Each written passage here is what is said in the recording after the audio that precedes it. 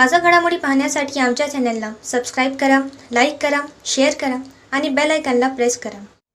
A7 न्यूजमध्ये आपले स्वागत.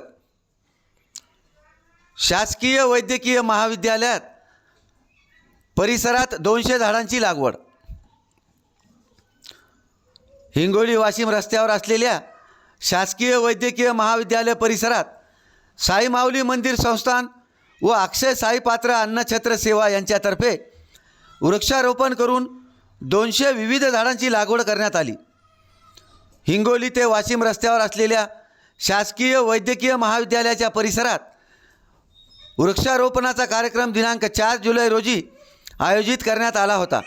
यामध्ये कडुलिंब, पिंपळ, वड, आवळा, अशोका, गुलमोहर आदी 200 प्रकारच्या झाडांची लागवड करण्यात आली.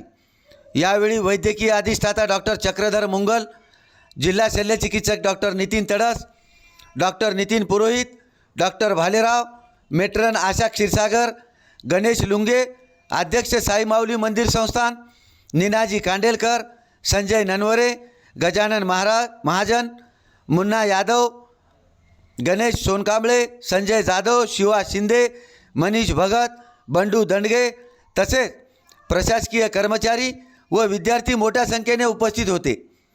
A7 न्यूजसाठी अनिस अहमद, हिंगोली.